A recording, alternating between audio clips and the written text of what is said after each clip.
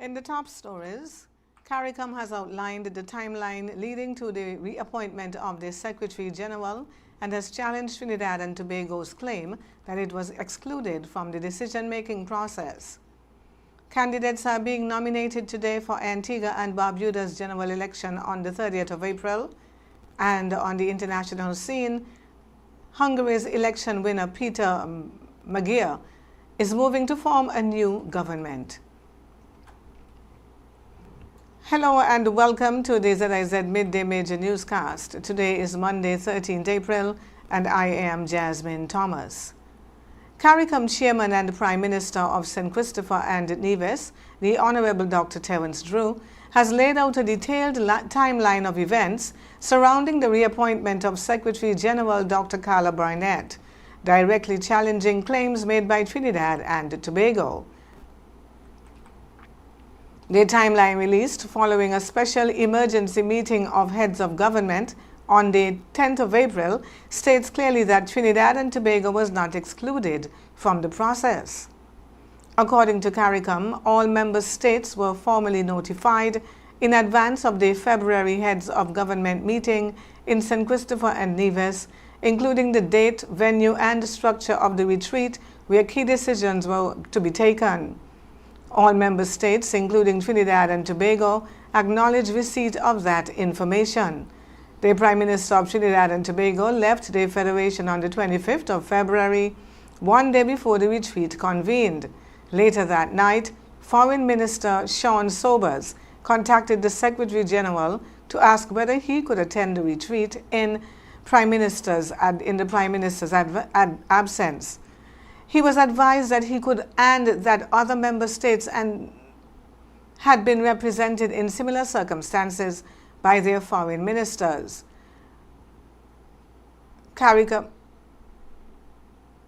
However, Minister Sobers indicated in a WhatsApp call to Secretary General Barnett at 10:30 in the evening that he suffered from seasickness and may not be able to make the trip to Nevis. He was further advised that his absence would be understood if the journey presented difficulty. No further indication was given that he would attend. The document states that neither the Prime Minister nor any representative of Trinidad and Tobago was present at the retreat on Nevis. During that session, heads of government with a quorum present considered and agreed to the reappointment of Secretary General Dr. Carla Barnett in accordance with the revised Treaty of Chaguaramas. The Secretary General was not present during those deliberations. A decision was also taken to delay the public announcement to allow absent leaders to be informed as a matter of courtesy.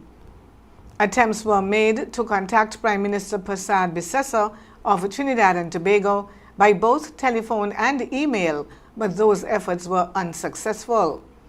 Several regional leaders have since publicly supported the decision, and Guyana's President Dr. Irfan Ali and Belize's Prime Minister John Briceño have both rejected calls for their Secretary General to be replaced, affirming their full confidence in her leadership. The Caricam chairman noted that the issues raised by Trinidad and Tobago were addressed directly by heads and expressed hope that internal mechanisms would continue to be used to resolve disputes within the community. 16 police officers from member states of the regional security system, including St. Christopher and Nevis, have completed the International Leadership and Management Gold Course. The 3-week program, hosted by the RSS Training Institute in collaboration with the Durham Constabulary, targeted senior law enforcement officers, including senior superintendents, division commanders, and assistant commissioners. It focused on strengthening leadership capacity across the region. At a closing ceremony held at RSS headquarters on the 2nd of April, participants received their certificates and commendations. Deputy Executive Director Atlee Rodney urged graduates to continue serving with commitment and professionalism. The St. Kitts and Nevis Defense Force and the Republic of China Taiwan Navy held a combined flag-raising ceremony and guard of honor at Port Zante on Saturday. The event marked the end of the Naval Squadron's visit to the Federation. The flags of both nations were raised during the ceremony. The ceremony was led by Rear Admiral Ming Feng Sheng, commander of the Taiwan Navy Midshipman Training Squadron, and Major Coyote Sutton, acting commander of the St. Kitts and Nevis Defense Force. Following the flag raising, the St. Kitts and Nevis Defense Force mounted a guard of honor for the visiting officers and crew. The squadron has since departed the Federation to continue its training mission. On the regional scene, candidates from across the political spectrum are being nominated today in Antigua and Barbuda as the country marks nomination day for the 2026 general election. Representatives from the ruling Antigua and Barbuda Labour Party, the United Progressive Party, the Barbuda People's Movement, and the independent contenders are taking part in the process across all 17 constituencies. Candidates must meet a series of legal requirements, including citizenship, residency, and age criteria, and must submit nomination papers supported by registered electors within their constituency. Nomination Day formally confirms the list of candidates who will contest the general election, which is scheduled for the 13th of April. And the Haitian advocacy organization in the United States is criticizing President Donald Trump over comments made following a recent killing in Florida. The Haitian Bridge Alliance says the incident is being used to advance negative narratives about immigrant communities, including Haitians. The response comes after a Haitian national was charged in connection with the death of a 51-year-old woman at a gas station in Fort Myers. The president shared video footage of the incident and raised concerns about U.S. immigration policies, including temporary protected status for Haitians. However, the Haitian Bridge Alliance says it condemns the act of violence but warns against using a single case to characterize entire communities.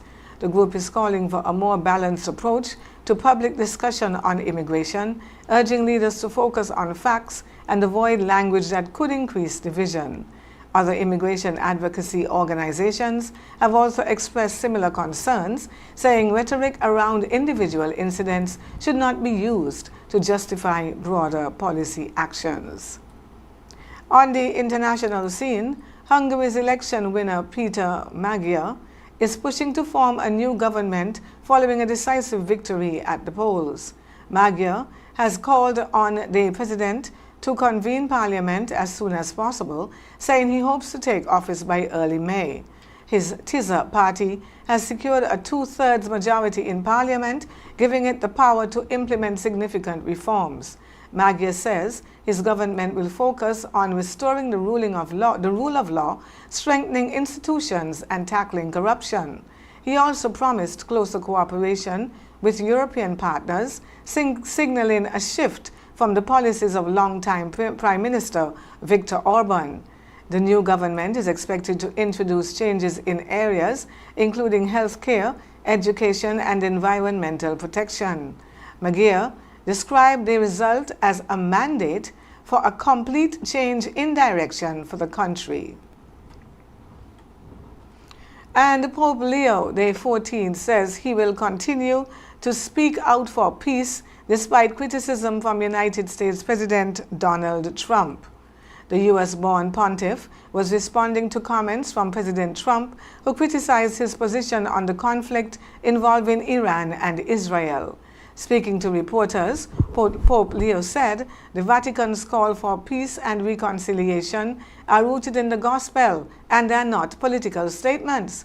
He also made it clear that he does not fear the Trump administration and will continue to advocate for dialogue and the prevention of war.